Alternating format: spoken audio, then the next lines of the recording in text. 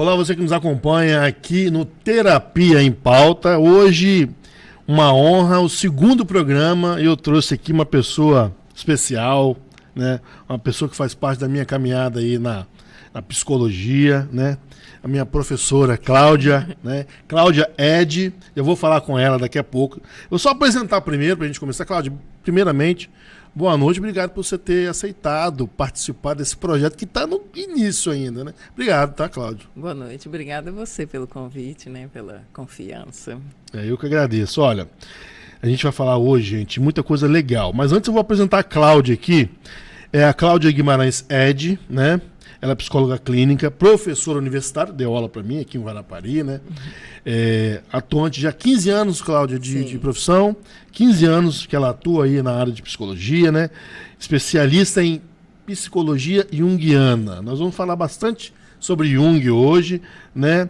Criadora de diversos cursos e oficinas e facilitadora da jornada IN e da jornada da mulher essencial. Então, a gente vai bater um papo sobre isso e sobre terapia. Estava falando com o Cláudio aqui nos bastidores. O projeto, Cláudia, é levar para as pessoas a importância da terapia, de fazer terapia, de se cuidar da saúde mental. Então, o objetivo é esse. Olha, Cláudio, antes de a gente começar, fala um pouquinho de você. Como é que você chegou na psicologia? Né? Eu meio que caí de paraquedas. Mas como é que foi a sua caminhada até chegar a psicólogo? Eu quero ser psicólogo. Como é que foi? Sim, interessante, né? Então, eu comecei fazendo... Boa noite a todos. Bom dia, boa noite, né? boa noite. O horário que... Estiver assistindo, exatamente. O horário que estiver assistindo. Então, interessante, porque é bem nessa linha junguiana, né? Que traz a intuição para esse contexto. Eu fazia... Quando eu saída do ensino médio, eu fui fazer administração, mas eu chamava até de distração. Uhum. Era tipo, vou fazer isso aqui. E nem concluí, não cheguei a concluir, não. O último ano eu larguei, trabalhava em banco e fui assim. Uhum. Aí fui levando minha vida, trabalhando em banco, com financiamento, casei. E em um determinado momento da minha vida... Numa fase da vida, eu fiquei me questionando muito. Será que é isso mesmo que eu vim no mundo para fazer? Questionando aí o meu propósito, a minha missão na vida. Uhum. E questionando a Deus, né, ao mundo espiritual e tal. E um dia, arrumando a casa, eu já tinha perguntado isso há alguns tempos antes. Já estava casada? Já tinha filho? Estava casada, já tinha filho. Já tinha o primeiro filho. E aí, quando eu comecei a fazer a psicologia, eu já tive a segunda. Aí eu estava arrumando a casa, aí veio assim, psicologia. Como assim? E aí foi através da intuição mesmo que me levou para esse caminho. Aí eu fiz vestibular em Belo Horizonte, né? Uhum. Que aí eu fiz a faculdade lá. Depois mudei para Ipatinga e depois que eu vim para o Espírito Santo. Então, você estava em casa, vamos recapitular aqui, porque é nessa linha que Jung, como ela falou, né, ele visualiza, né, vamos dizer assim. Não somente, né, isso. Mas entra uma das também coisas, essa percepção sensível e sutil da intuição. Então, você estava em casa e, de repente, você ouviu ou teve uma percepção? Ou esse pensamento intuitivo, de não é uma psicologia. Voz e tal, de tipo, psicologia, a resposta, veio uma resposta, né? Eu não estava ali no movimento... Você estava se questionando a vida, a sua vida. Sim, de tipo, nossa, não está fazendo sentido, não tá legal, a vida não estava fazendo sentido trabalhar em banco, não estava legal. Aí eu, questionando a vida... É esse contato com o inconsciente, com o invisível, com uma parte do nosso ser também que a gente desconsidera. Entendi. Então, eu questionando, né, trazendo nessa crise, assim, aí eu falei o quê? Então, veio um pensamento intuitivo que era a resposta. Entendi. O que eu vou fazer e tal? Psicologia. E foi muito claro. E aí, o curso todo era assim, apaixonada.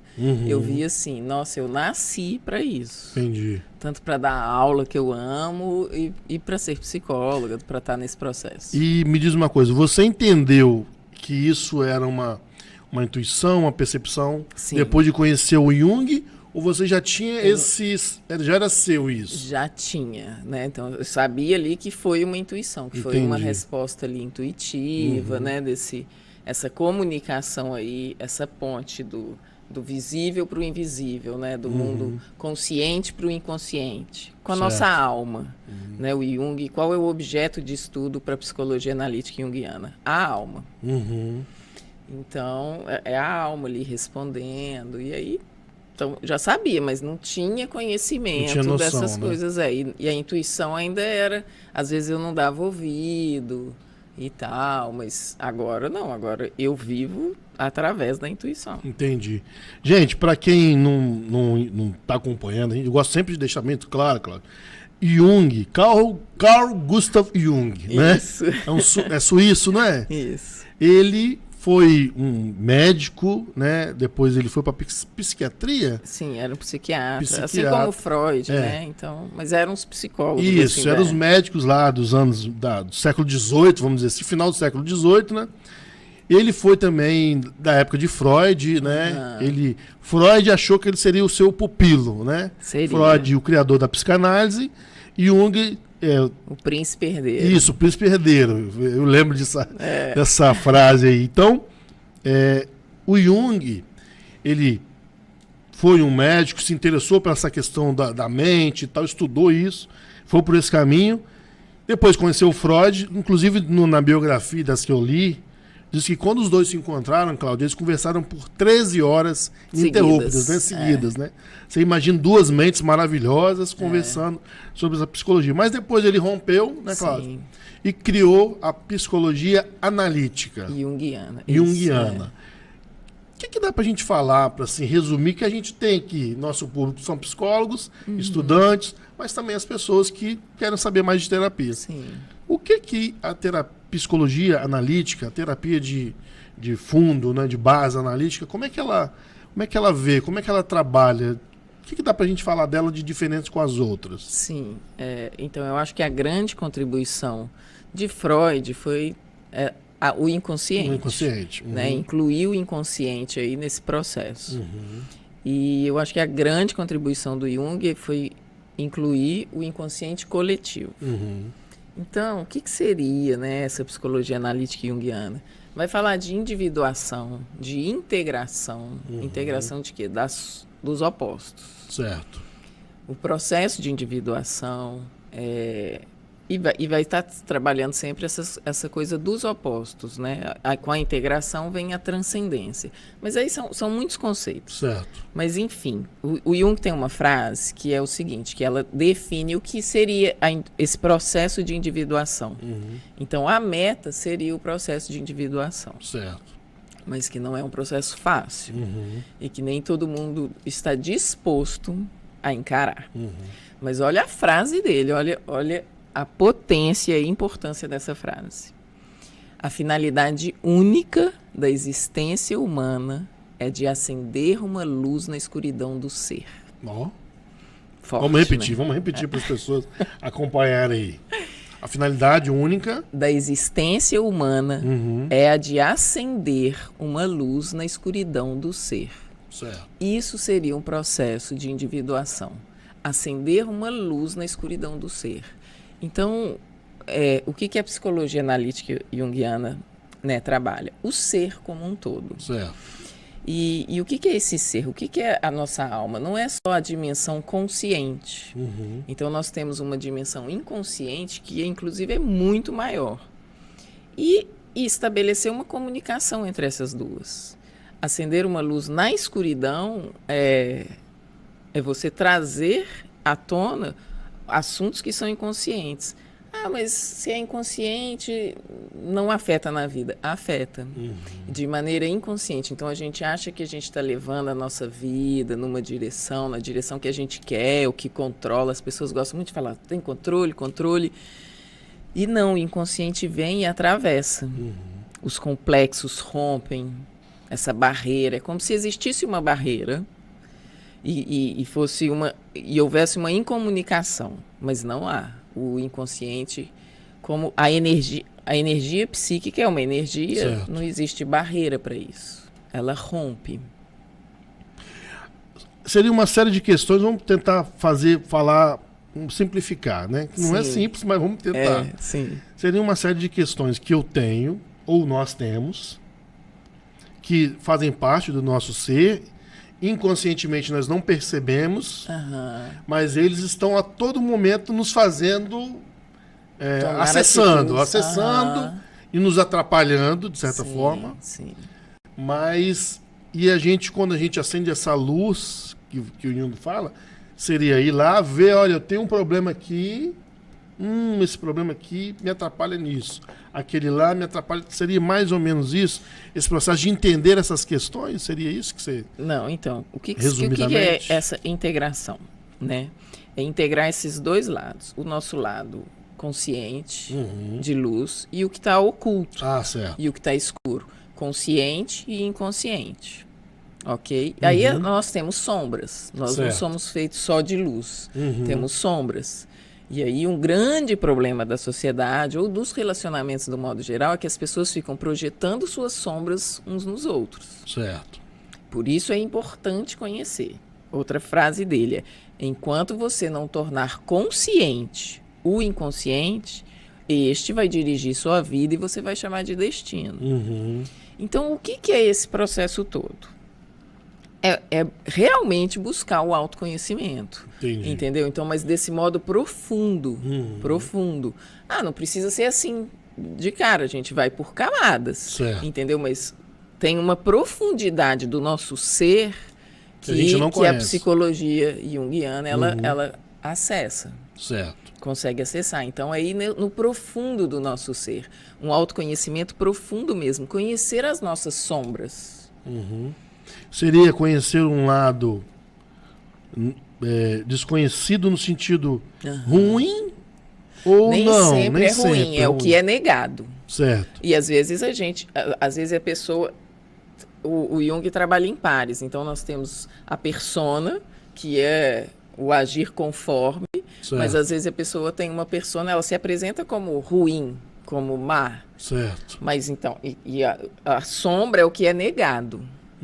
Entendeu? Então, como que a gente se constitui, né? Então, qual que é a estrutura para a psicologia analítica junguiana? A gente tem uma parte consciente, o inconsciente pessoal, que aí tem a ver com a gente nasce, as relações, como é criado e tal, e daí que surgem os complexos, ficam aí nesse inconsciente pessoal, e tem um inconsciente coletivo. Certo. Onde estão os arquétipos, o arquétipo de mãe, de pai, entre vários outros. Aí tá, de herói, de heroína, da criança, do velho sábio. Enfim, essas energias influenciam nas decisões do nosso dia a dia, no cotidiano, ok? Sem a gente perceber. Então, as sombras, por exemplo, é aquilo que a gente nega. Então, normalmente, quando a gente está apontando para alguém, acusando alguma coisa, ou algo nos irrita muito, nos incomoda muito, tira você do sério, do seu centro. Certo. Aquilo provavelmente está falando de uma sombra sua. E a pessoa, ela não se dá conta mesmo, ela não percebe. Então, tá vendo? Tá oculto. Ela não enxerga aquilo como parte da personalidade dela. Certo. Então, quando isso vem à tona e a pessoa está em terapia, ela está nessa busca desse autoconhecimento profundo, né, de conhecer mesmo as sombras, a fim de integrá-las à sua personalidade, e isso transforma elas, e aí a gente para de projetar as sombras nos relacionamentos, nos outros. O que acaba causando uma série de problemas, conflitos familiares. Todos os problemas são causados por isso. Conflitos de trabalho. Agora me diz, a importância de você falar isso estamos falando de pessoas, vamos dizer assim, em tese, pessoas normais, né? Embora o conceito de normalidade é bem complexo, mas pessoas normais, para o público leigo, né? Para as pessoas que estão nos acompanhando. Terapia não é para as pessoas que têm um transtorno mental, não é para doido. Estamos falando aqui, então, de um processo de terapia para as pessoas que têm sombras, como você disse. Para todo mundo. Para todo mundo. Olha a frase. A finalidade única da existência humana. Certo. Você é humano? É ser humano? Então é acender uma luz na escuridão do ser. Então, é um processo de autoconhecimento. Isso, a pessoa, por exemplo, tem um trabalho numa empresa, vou dar um conceito hoje que as pessoas talvez facilite, né? Porque às vezes não vê o problema em casa, mas na empresa vai ver. Trabalha numa empresa, tem um conflito com o chefe ou com um colega. Sim. E, né, não gosta do comportamento do colega. Esse cara faz isso, eu não gosto. Talvez ali exista então essa sombra. Talvez não. Talvez não. Sempre gosto disso. Sempre, então, existe uma... Não é nem... As pessoas hoje em dia, então, tem muita ansiedade, tá vendo? É o quê? A cabeça fala. Então, a gente tem uma programação. Certo. Cresce numa família, numa sociedade, vai recebendo programações, certo. modus operandi ali. E vai reprimindo algumas coisas. Então, a individuação é um processo de tornar-se quem se é. Voltar para a sua espontaneidade, entendeu?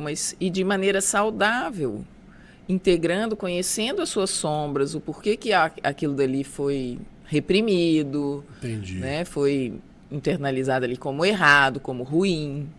E fazendo as pazes com isso daí, negociando aí com a sombra. Negociar com a sombra não é hora é uma coisa e hora é bonzinho, hora é malzinho. Certo. Não se trata disso, né? Até esse conceito de bom e mal também é uma coisa assim, a ser vista com mais profundidade.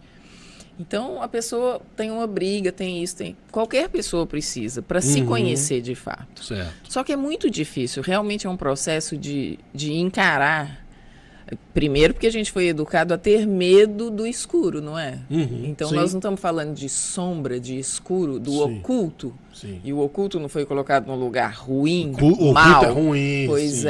Entendeu? Então, só é um lugar que está sem luz. Certo. Por isso, acender uma luz na escuridão do ser. Então, é um processo de autoconhecimento. Entendi. É para quem? Todo mundo. Sem dúvida. Por quê? O que acontece? As pessoas vão vivendo, elas sobrevivem, mas cheia dos conflitos internos, sofrimentos, e que às vezes você vê que não é aquilo, tem alguma coisa gerando. Isso quando você busca ali a raiz e dissolve aquilo, dissipa, compreende, acende uma luz no que está escuro, aí você pode lidar com aquilo, entendeu? Certo. Enquanto aquilo está no escuro, vai atravessando, só que as pessoas acham que não vai interferir na vida. Só que interfere.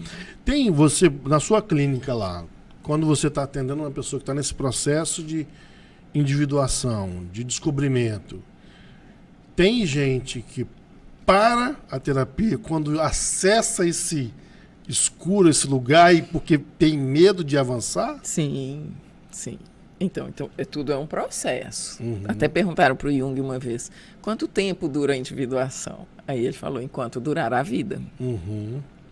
Então é tudo um processo, são camadas e camadas. Às vezes a pessoa chega e vamos tratando ali do cotidiano e tal, sem ir aprofundando muito. Então, a pessoa vai dando espaço, vai tendo corpo, assim, para ir dando conta disso. E ok, então, às vezes, sim, as pessoas chegam num ponto onde elas falam, ai, não quero ir mais. Porque se descobrir... E às vezes requer algumas renúncias ou alguns movimentos na vida que a gente... Porque, de um modo geral também, a sociedade acaba trazendo muitas distrações. Sim. E muitos modos de lidar com a vida que as pessoas vivem falando, estou fazendo terapia no bar, ou então vai beber, Sim. ou vai fazer isso, vai aquilo. Se distraem. Só que isso não silencia, né? A dor que está lá dentro, os conflitos, eles vão se movimentando. A energia, ela não desaparece. Ela pode ser transformada. Né? Entendeu? Então, igual os complexos, o Jung fala que não é as pessoas têm complexos, os complexos é que têm as pessoas. Certo. Então, sempre quando algo externo atinge alguma coisa interna ali, ela explode. Entendi. De alguma forma, ficando doente, brigando, ficando raivoso, tendo ansiedade, dando crises, diversas maneiras. Então, esse processo de individuação, ele dura um tempo A vida. A vida, né? É. E quando a pessoa... E o processo de individuação, vamos tentar resumir. Sim. Né? Ele é a pessoa se descobrir, ou descobrir quem ela realmente Tornar-se ela mesma.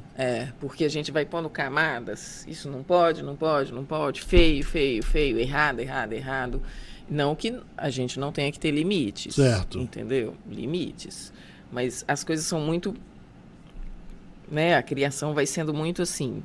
Vai tampando, tampando, tampando. Então, nós temos autoconhecimento, temos autorrealização e individuação. Uhum. O autoconhecimento é conhecer a si próprio Certo. o mais profundo possível. Uhum. Não é, eu gosto disso, eu gosto daquilo, eu gosto disso desde criança. Não, isso não é autoconhecimento. Uhum. Autoconhecimento é e o quanto da sua sombra você conhece, por exemplo. Sim. E da sua energia feminina e masculina que nós temos, como que elas estão? Como que está o equilíbrio disso daí? Certo. Tá? Autorrealização é o quanto a sua alma é realizada. Uhum. Entendeu? Entendi. Então, tudo isso, eu acho que é esse processo aí que a terapia Ajuda. vem fazer, vem contribuir para isso. Então, a autorrealização não é, eu sou realizado. Por que tem pessoas, às vezes, que elas têm tudo? Sim. São realizadas, mas e aí dá uma angústia. Falta alguma coisa, Sim, né? sabe? Ficam deprimidas. E uma angústia. Então, o que é isso? Não está, a alma não está autorrealizada. Por quê? Precisa da integração dessas duas partes. Entendi. Entendeu? Precisa desse contato. O processo de individuação é esse processo de autoconhecimento para se autorrealizar enquanto alma. E o que é isso, se realizar enquanto alma? Enquanto ser inteiro que a gente é. Posso dar fazer uma analogia com a borboleta? A borboleta está ali se transformando, que é um bichinho ali, e de repente ela vira uma borboleta. Quando ela virou a borboleta, ela fez a individuação? Seria? Sim. Poderia fazer esse paralelo ou estou falando besteira? Então, não é fez, né? Tá vendo? Porque, ela termina? Não, enquanto durar a vida, tem processos de individuação. Certo. O inconsciente, ele é gigante. Uhum. Entendeu? Então, a gente resolve um processo aqui, encontra uma sombra aqui, depois aparece outra, e outra, e outra, e a gente vai. Certo. Então, sim, é um processo de uma lagarta, e aí ela entra num casulo. Uhum. Então, esse entrar no casulo é esse momento, às vezes, de introspecção. Certo. E, às vezes, as pessoas elas são uma demanda muito externa, muito externa. A gente precisa... Outra frase do Jung. Sua visão se tornará clara somente quando você olhar para o seu coração. Ou seja, para o sentir, não para o pensar. Certo. Quem olha para fora sonha, está dormindo. Quem olha para dentro desperta. Então, é o processo de casulo. É o processo, às vezes, de você ir na terapia e tá fazendo ali o processo, essa análise, esse processo analítico, né, essa psicologia analítica das suas sombras. Uhum. Das questões ali inconscientes, mas que atravessam e rompem essa barreira e fazem você agir assim, assado. Muito bom, olha, Jung, Cláudia, dá uns 3 programas para falar de Jung, né? Mas vamos falar de uma outra coisa importante. Também não vai dar para a gente falar muito, mas para a gente começar a falar. Os sonhos, né? Freud falou dos sonhos, da maneira dele. Outras abordagens também falam. Mas como é que o Jung vê a questão dos sonhos? Por exemplo, vou te dar um exemplo. Eu tive um sonho uns meses atrás com jacaré. Jacaré. Aí eu fui lá jogar no bicho. Não pode jogar no bicho, gente, né? Mas eu falei, eu acho que pode ser alguma coisa, fazer uma fezinha. Mas, e aí? O que são os sonhos na visão de Jung? Porque, né? As pessoas religiosas têm uma visão que o sonho também pode ser um sonho espiritual e tal. Freud tem uma outra visão, que é uma coisa do inconsciente, bababá. O que fala o Jung disso? Sim, então os sonhos são um caminho, inclusive, um dos caminhos para essa individuação. para esse autoconhecimento. Uhum. Então, os sonhos são uma conversa, são informações, sempre, não é de vez em quando. Ah, tem sonho que é nada a ver, nossa, maior viagem. Os sonhos seguem uma lógica perfeita, não tem nenhum sonho que é viagem. Certo. Os sonhos são... Só que eles não seguem uma lógica da nossa mente racional. Uhum. Segue uma lógica do inconsciente. A lógica própria do inconsciente. Que é imagética. Então, o problema é esse. A linguagem que a gente usa é a nossa linguagem. O português aqui, no caso, nosso. E aí segue toda uma regra e tem toda uma lógica, uma linha de raciocínio. Certo. O inconsciente é imagético, é simbólico. Imagens. Imagens, certo. Por isso que os sonhos são o quê? Imagens. Uhum. E é simbólico, entendeu? Então, todo sonho é uma informação. Todo. Legal isso, hein? Todo sonho é uma informação.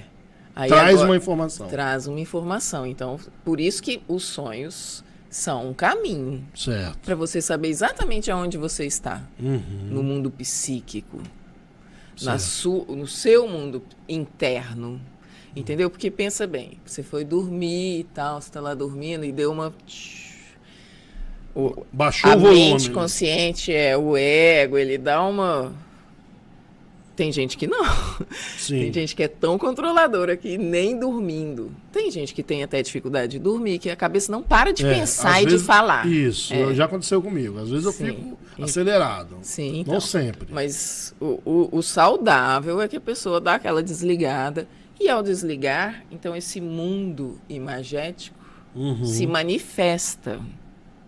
Certo. E se manifesta trazendo uma verdade, trazendo uma informação.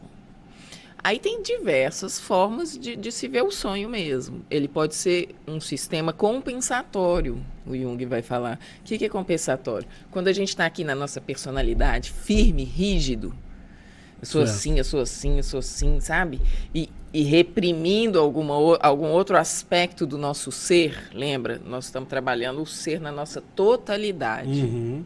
Incluindo tudo, nada pode ficar de fora, inclusive as nossas sombras. E sombra é aquilo que é negado.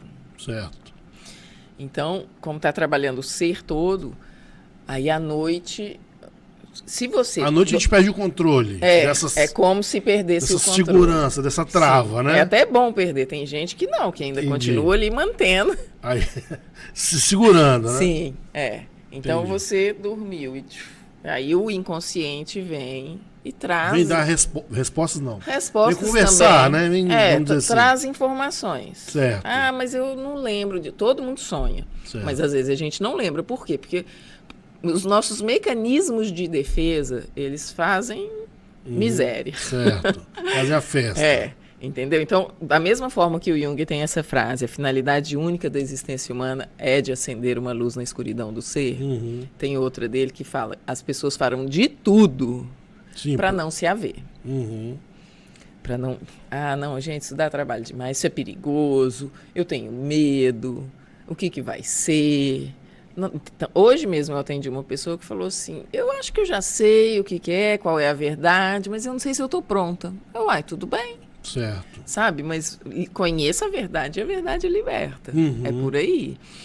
Então, o sonho... Tá, você voltando pede, por ao exemplo, sonho. a pessoa chegou na sua clínica lá, foi atendido e falou de um sonho. Você pede para as pessoas anotarem sonho ou não? Então, é isso que... Aí o Jung, como o sonho é sempre uma informação e mostra exatamente aonde você está, o seu momento ali psíquico, o que está rolando, entendeu? Se está rolando uma compensação, você está muito rígido. Então, o Jung também vai falar assim, é importante que a gente invista, que a gente se dedique. Esse processo de individuação é um processo de dedicação ao nosso ser inteiro. De comunhão, de andar de mãos dadas com a nossa alma, entendeu? Certo. Esses dois aspectos do nosso ser, o aspecto onde o ego predomina, e o aspecto consciente, e o inconsciente também. Então, a pessoa anotar é sempre importante. E por isso, Certo. quando as pessoas começam a fazer, às vezes, a terapia junguiana, elas começam a lembrar. Por quê? Porque é importante. Sim. É super Vira um relevante. Não tem exercício. nenhum sonho assim, sonhei. Isso é bobagem, vamos jogar fora. Foi porque você viu isso ao longo do dia. Não, os sonhos não são porque você viu algo durante o dia. Eu vi isso aqui, aí sonhei com isso. O seu inconsciente, de repente, usa aquilo que você viu no dia para te chamar a atenção, porque você presta atenção naquilo. Uhum. Entendeu? Então, nenhum sonho deveria ser descartado, jogado fora. Legal. Então, se trabalha assim. Só que pode ser sonho premonitório, pode ser esse sonho de compensação, pode ser um sonho de projeção de alguma coisa que vem ainda. E pode ser o sonho, que é a maioria das vezes, esse sonho rico, simbólico, arquetípico, mostrando o movimento. Então, olha que riquíssimo o sonho como esse processo de autoconhecimento e no processo de individuação. Deixa eu fazer uma pergunta, são duas perguntas, mas vamos lá. Você falou dos sonhos premonitórios. O Jung, ele lida com isso também, Sim. né? Como é que ele vê isso? Assim, se puder resumidamente explicar. Porque aí eu vou entrar na outra pergunta, né? Na questão do Jung místico. E quem não conhece muito profundamente vai...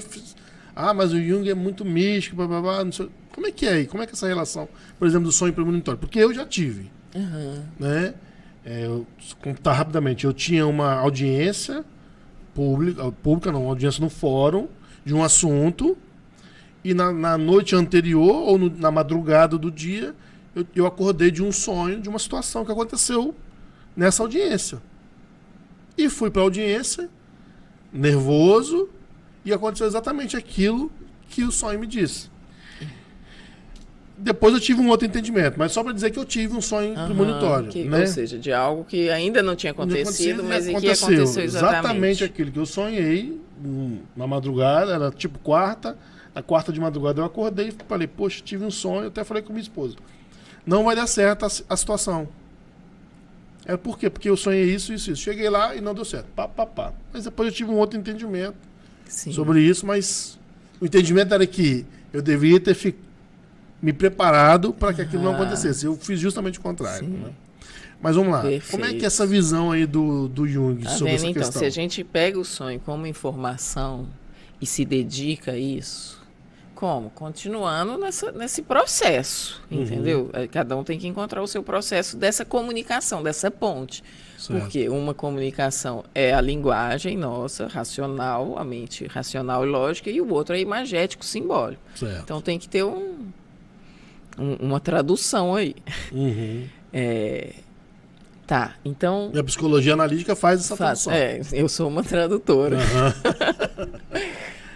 Você falou do jacaré, por exemplo. Sim. Voltando aí um pouquinho. O sonho do jacaré e tal. Aí as pessoas vão lá e jogam no bicho o jacaré.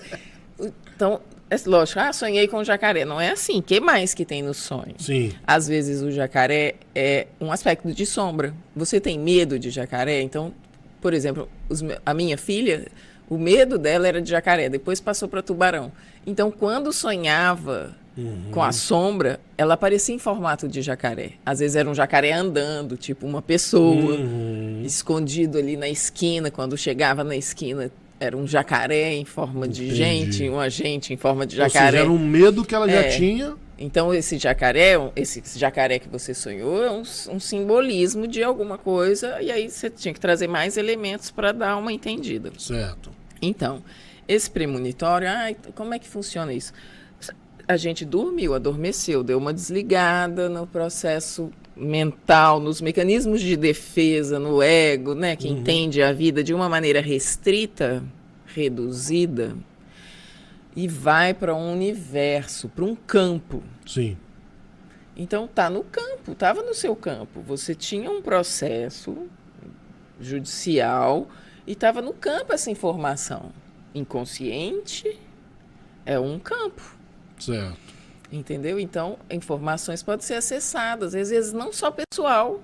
Isso. Como o inconsciente é coletivo, eu tenho uma amiga que sonhou com um avião, bati, tal. E aí um dia aconteceu mesmo um acidente lá da TAM. Então, esse campo seria Que a minha alma, a minha psique, ela tá livre do, vamos dizer assim, do corpo Sim. físico, da trava. Tem a dimensão física e a dimensão extrafísica, espiritual. E ele consegue acessar isso. Sim. Então seria isso. Essa alma, a gente é multidimensional. O Jung enxerga isso, então. Sim, tem esse aspecto de que a gente, você foi para um campo, ele tem um sonho famoso até do mar, de sangue e tal, e aí veio a Primeira Guerra. A Primeira Guerra, entendi. Então, você acha que é isso aí, por exemplo, eu sou uma pessoa e acredito nisso, certo? Quem não acredita, sem problema. Mas você acha que isso é um dos fatores de alguns coleguinhas de descredibilizar o Jung, né? Não acredito no Jung, porque ele é...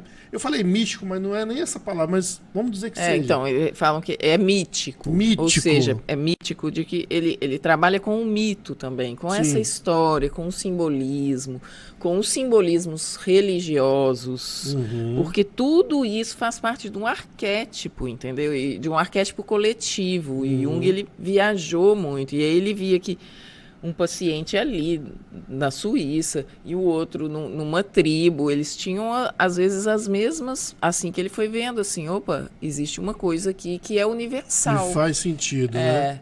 Que é universal. Tipo, um Deus superior, que existe uma força que mesmo nos comanda. Que cada um tem uma relação aí de uma forma, então tem o arquétipo de Deus, tem o arquétipo do diabo, o arquétipo de pai, de mãe, de herói, de criança.